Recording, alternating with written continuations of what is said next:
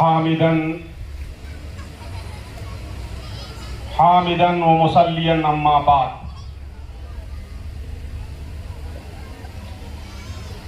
आगाज future school के इस प्रांगण में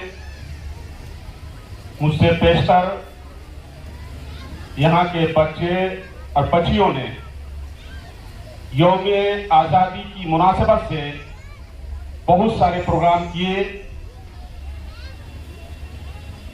मेरी तरफ से उनको बहुत बहुत मुबारकबाद। ये जो स्कूल है यकीनन हमारे बच्चों को दीनी माहौल में ढालने और दुनियावी माहौल से रोशनास कराने का एक बेहतरीन मरकज है। अभी इसकी इब्तिदा हुई है 1 साल पहले, लेकिन दुआ है कि आने वाले समय में इस इलाके का एक बेहतरीन तरबियती कैंप के रूप में जाना जाएगा,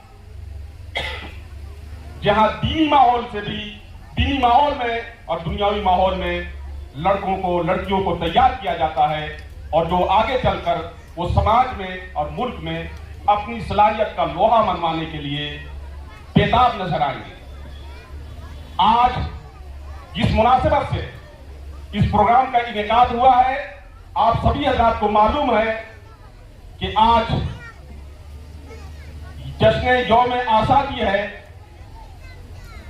इस देश का, इस मुल्क का, जिसे हम अपने प्यारा वतन कहते हैं। और शायद आपको मालूम भी है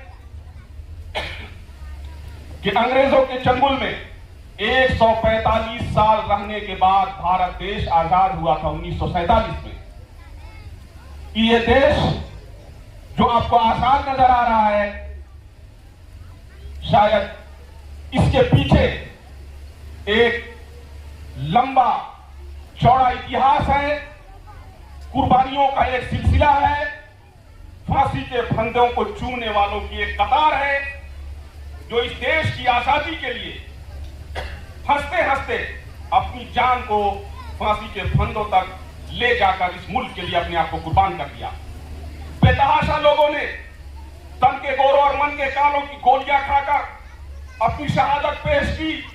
बेतहाशा लोगों ने अपने परिवार को दुख और मुसीबत की घड़ी में छोड़कर वतन की मोहब्बत में, वतन की उल्फत में इस देश को आजाद कराने के लिए कुर्बानियां पेश की हैं। इस कुर्बानी का नतीजा है जो 1947 में भारत तन के गोरों और मन के कालों के शिकंजों से आजाद हुआ और भारत एक आजाद मुल्क के नाम से दुनिया के नक्शे में जाना और पहचाना जाने लगा।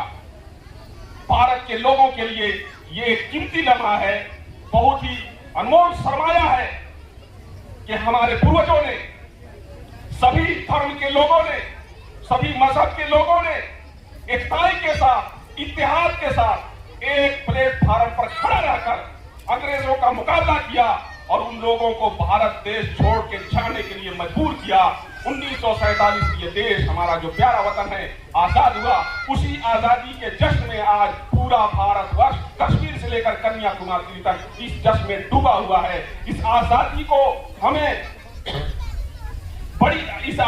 हमें बचा के रखने की जरूरत है। आने वाली नस्लों को, आने वाली पीढ़ियों को ये बताने की जरूरत है कि ये देश बड़ी मेहनतों के बाद, बड़ी कुर्बानियों के बाद, बड़ी जाफेशानियों के बाद, बड़ी मुसीबतों के बाद आजाद हुआ है। इसलिए इस देश की एकता को, इस देश की अखंडता को, इस मुल्क की सालिमियत को अगर कोई तोड़ना चाहे, कोई इसे खराब करना चाहे और हिंदू, मुस्लिम, सिख, ईसाई, आदिवासी के नाम पे अगर कोई लड़ाना चाहे, तो उन्हें, हमें और आपको मुंहतोड़ जवाब देना होगा कि इस देश की आजादी के लिए जब हम एक प्लेटफार्म पे खड़े थे, तो इस देश की विकास के लिए भी आगे हम एक प्लेटफार्म पे खड़े रहेंगे।